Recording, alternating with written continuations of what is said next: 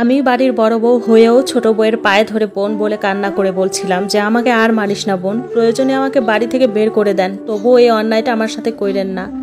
আমার ননদ বলল, আমার ভাই রাতে তোর কাছে যাবে, এটা তুই বললেই আমরা বিশ্বাস করে নিব। যাক, ভাইকেই জিজ্ঞেস করে নেই। তখন তাকে সবার সামনে জিজ্ঞেস করা হয় যে সন্তানটা কি আসলেই তোর নাকি সত্যি করে বল। তখন সে সকলের সামনে নতুন বউয়ের ভয়ে বলল যে আমি তো ওর সাথে একদিনও থাকি নাই, আর এসবের চিন্তা ভাবনাও করি নাই, দেখেন গিয়ে কোথায় থেকে নিয়ে আসছে। তখন আমি বললাম যে আমি যদি প্রমাণ দিতে পারি যে এটা আমাদের বাচ্চা, তখন কি হবে।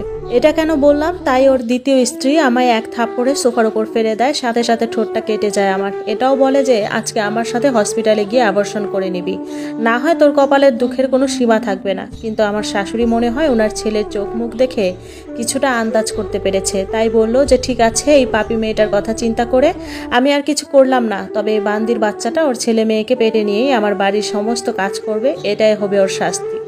এই কথাটা শুনে আমি একটু ভরসা পেলাম আর বললাম যে মা, আমি রাজি, তবুও আমার নিষ্পাপ বাচ্চাটাকে কিছু কইরেন না।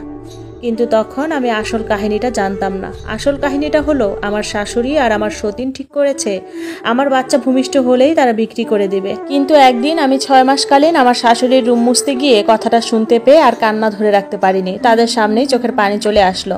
কিন্তু আমি আর বুঝতে দেইনি যে সত্যিটা আমি জেনে গিয়েছি। আমাকে জিজ্ঞেস করে কান্না করছি কেন, তখন আমি বলি হাতে ব্যথা পেয়েছি তাই চোখের পানি পড়ছে। চোখের জলেই সারা বাড়ির ফ্লোর মুছে এবার ঘরে আসলাম একটু রেস্ট করার জন্য। কিন্তু না, একটা মিনিটও আমি রেস্ট করতে পারিনি। সাথে সাথে হুকুম আসলো যে তার দ্বিতীয় স্ত্রীর জন্য পানি গরম করে গোসলখানায় পানি দিয়ে আসার জন্য। সকাল থেকে সন্ধ্যা পর্যন্ত কাজ করতাম চাকরানির মতো, খেটেও বান্দির বাচ্চা বলেই সম্বোধন পেতাম। একদিন রাতে আমার স্বামী আমায় ডাক দিয়ে বলে, কাল দিনে এই কাপড়গুলি ধুয়ে রেডি করে রাখবি। তখন রুমে কেউ ছিল না। আমি অনেক সাহস করে বললাম, আমি একটা কথা বলি। তখন সে বলল, কি বলবি বল। আমি বললাম, দেখেন, সকলের সামনে অস্বীকার করলেও আপনি তো সত্যিটা জানেন যে আসলে সন্তানটা যে আমাদের, কিছুটা হলেও আপনার অধিকার আছে। আপনার দ্বিতীয় স্ত্রী আর মা ঘরে বলল যে আমার সন্তানটা ভূমিষ্ঠ হলেই বেঁচে দিবে, যতই কঠিন হোক। সে আমার মুখে কথাটা শুনে তার চোখেও পানি এসে গেল। তখন সে বলল, ঠিক আছে, আমি দেখব বাকিটা, কিন্তু তুই কাউকে কিচ্ছু বলতে পারবি না। ঠিক এমন সময় দ্বিতীয় বউ এসে হাজির।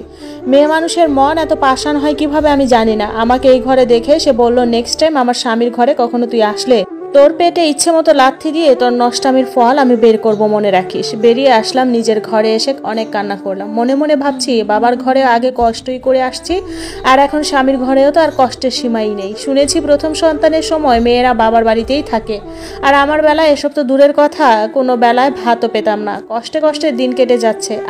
আর যেখানে নিজের চলাফেরাটুকুই কষ্ট হয়ে যেত, সেখানে সারা বাড়ির কাজ করতাম। 3 সেট কাপড় দিয়েছিল বিয়ের সময়, সেই কাপড়ই এখনো পরছি। সেলাই করতে করতে সিরে পর্যন্ত গিয়েছিল, তবুও নতুন 1 সেট কাপড় পাইনি। যাই হোক, ডেলিভারির সময় হয়ে আসছে, কেউই আমায় হাসপাতালে নিয়ে যাচ্ছে না। তার দ্বিতীয় বউ বলে, ফেলে রাখেন, এমনিই হবে, হাসপাতালের খরচ দিবে কে। প্রচণ্ড ব্যথায় আমি কথাও বলতে পারছিলাম না। তবুও যতটুকু পেরেছি তার মধ্যে বললাম, মা, আমায় হাসপাতালে নিয়ে চলেন, আমার বাবার বাড়ি বিক্রি করে হলেও আমি টাকা দিয়ে দিব, নিয়ে চলেন মা। আমার স্বামী সাথে যেতে চাইলেও আমার শাশুড়ি আর ছোট বউ নিতে চাইছে না, কারণ তাদের উদ্দেশ্য খারাপ ছিল। কিন্তু আমার স্বামীর উপর আল্লাহর রহমত ছিল। সেদিন অনেক জোর করেই আমার সাথে গিয়েছিল। আল্লাহর রহমতে আমার ঘরে এক কন্যা সন্তান আসলো। আমার স্বামী কেন হাসপাতালের খরচা দিল সেটা নিয়েও বাড়িতে তুফান করে দিচ্ছে তার ছোট বউ। হাসপাতালে কিছুদিন পরেই বাড়িতে নিয়ে যাওয়ার কথা বলল, কিন্তু কন্যা সন্তান হয়েছিল বলে শ্বশুর শাশুড়ি কেউই ঘরে উঠতে দিল না। আমার স্বামী এখন আর ভালো মন্দ কিচ্ছু বলছে না, কারণ তার দ্বিতীয় স্ত্রীর সামনে, তাই সে তার মতো করে ঘরে ঢুকে গেল। কিন্তু আমি দরজার সামনে দাঁড়িয়ে আছি আমার এই ছোট্ট মাকে নিয়ে। সকাল ছাড়িয়ে দুপুর হয়ে গেল, কেউ আমায় ঘরে নিচ্ছে না। আমি দরজার সামনেই মেয়েকে নিয়ে বসে আছি। বিকেল 4টায় আমার শাশুড়ি ঘরে ঢুকতে বলল, তাও চুলায় ভাত বসানোর জন্য। আমার প্রয়োজন হয়েছে তাই। তাদের উদ্দেশ্য যে খারাপ ছিল সেটা আমি আগেই জানতাম, তাই আমি রান্না করতে গেলেও আমার মেয়েকে নিচে শুয়ে রাখতাম। ছাদে কাপড় দিতে গেলেও এক হাতে মেয়েকে রাখতাম আর অন্য হাতে কাজ করতাম। বাচ্চা হিসেবে আমার মেয়েকে আমি কখনো একটা দুধের বক্স এনে দিতে পারি নাই, আর আমি তাদের কাছে বলার সাহসও পেতাম না। মেয়ের ঠান্ডা লাগতো, জ্বর হতো, কখনো ডাক্তার দেখাতে পারিনি। আমি বাসায় নিজ যত্নে তেল মালিশ করে যতটুকু পারতাম মেয়েকে সেফ রাখতাম। একদিন সকালে রান্না করতে গেলে আমার স্বামী বলে, আমার রুমে শোয়াই দিয়ে যাও রে। এত ভয় পেলেও তখন তার রুমেই রেখে গেলাম রান্না করতে। কিন্তু তার দ্বিতীয় স্ত্রী এসে আমার মেয়েটাকে এই শীতের মধ্যে মাটিতে শোয়াই দেয় বিছানা নষ্ট করবে বলে। ওর চিৎকারে আমি দৌড়াই রুমে এসে দেখলাম মাটিতে শোয়াই রাখছে। তখন আমি কোলে নিয়েই রান্না করতে গেলাম। এক হাতে মেয়ে, অন্য হাতে কাজ করছি। মেয়েকে হাঁটুতে রেখে ভাত ছেঁকা দিতে গিয়েছিলাম, তখন ভুলক্রমে ভাতের গরম মার আমার মেয়ের হাতে পড়ে আর ওর হাতটা সাথে সাথে ক্ষতবিক্ষত হয়ে যায়। চিৎকার শুনে সবাই রান্নাঘরে আসে আর আমার শাশুড়ি আমার কোল থেকে ওরে নিয়ে গিয়ে আমার চুল ধরে রান্নাঘর থেকে বের করে আর গরম ভাতের ঢাকনা দিয়ে আমার হাতেও ছেঁকা দিয়ে দেয়।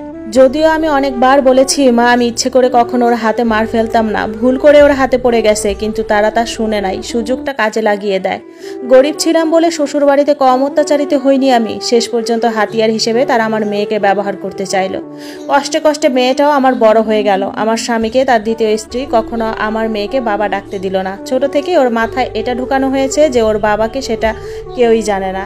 একদিন তার দ্বিতীয় স্ত্রী আমার মেয়েকে কি বলেছে আমি জানি না, কিন্তু আমার মেয়ে আমার কাছে এসে বলে, মা তুমি কার সাথে নষ্টামি করছো? মেয়ের মুখে কথাটা শুনে আমার এতই কষ্ট হয়েছে যে তার কথার উত্তরে আমি আর কোনো কথাই বলতে পারলাম না, শুধু কান্না করলাম। সোহানাকে বাবার পরিচয় দেওয়া নিষেধ ছিল। শাশুড়ি এবং ছোট বউ মিলে সিদ্ধান্ত নিল যে আমি যদি কখনো আমার মেয়েকে তার বাবার পরিচয় দেই, সেদিন আমার মেয়েকে আমি চিরদিনের জন্য হারাবো, দুই চোখেও দেখতে পাবো না। তাই সেই ভয়ে আর আমি আমার মেয়েকে কখনো বলতে পারিনি যে ওর বাবাকে। তখন সেও ভাবতো যে তার দাদা দাদি ছোট মা যেটা বলে সেটাই সত্যি, অথচ তার নিজ বাবাকে সে কাকাই বলতো।